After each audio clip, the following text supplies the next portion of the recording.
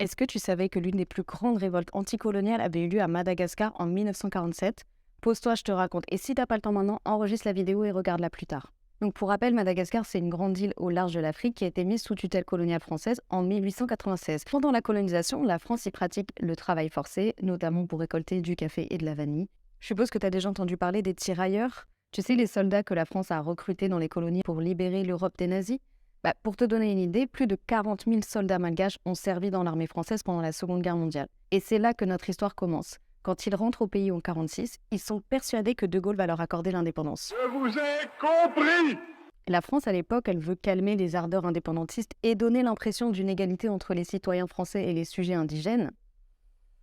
Et donc, ils créent l'Union française en 1946. C'est en fait un remix de l'Empire colonial. Le mouvement démocratique de rénovation malgache est créé et fait élire des députés malgaches qui luttent pour l'indépendance de Madagascar.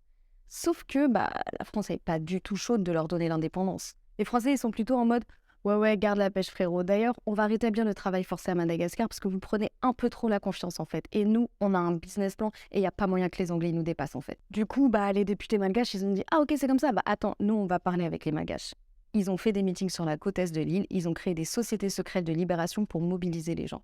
Fin mars 1947, environ 20 000 malgaches se révoltent. Ils attaquent de nuit les maisons françaises, les plantations, mais aussi les malgaches qui travaillaient pour l'administration française à l'époque. À ce moment-là, il y avait quand même 35 000 colons qui habitaient à Madagascar. Et il y en a 150 qui sont morts pendant cette révolte. Côté malgache, il y a environ 2000 malgaches qui donc travaillaient pour l'administration française qui sont morts aussi. Là, les Français, ils ont dit non mais ils se prennent pour qui eux en fait? Colon Lives Matter en fait. Donc, qu'est-ce qu'ils ont fait? Je vous préviens, c'est hardcore. Ils ont d'abord envoyé à Madagascar un corps expéditionnaire de 18 000 tirailleurs africains. Très vite, ils étaient 30 000. Là, ils se sont vraiment lâchés. Exécutions sommaires, tortures, regroupements forcés, incendies de villages.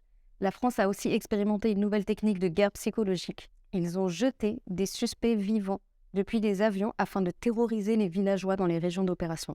Non, mais je ne sais pas si vous vous rendez compte. Aujourd'hui, on ne connaît pas avec précision le nombre de victimes.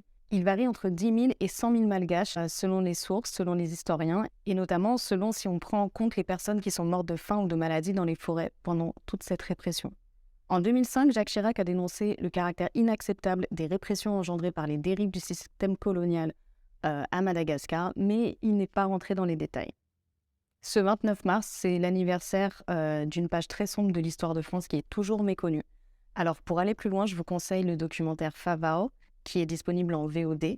C'est un documentaire qui apporte un éclairage inédit sur cette période qui est très mal connue, en donnant la parole à des témoins et des acteurs de la révolte. En fiction, je vous conseille le livre Feu, fièvre, forêt de Marie Ranjanour, qui est un roman féministe décolonial qui se passe en plein milieu de cette histoire et dans lequel on va suivre tour à tour une jeune femme malgache, un militaire français ou un tirailleur sénégalais. Dites-moi en commentaire si vous aviez déjà entendu parler de cette histoire et si ça vous intéresse que je fasse plus de vidéos comme ça.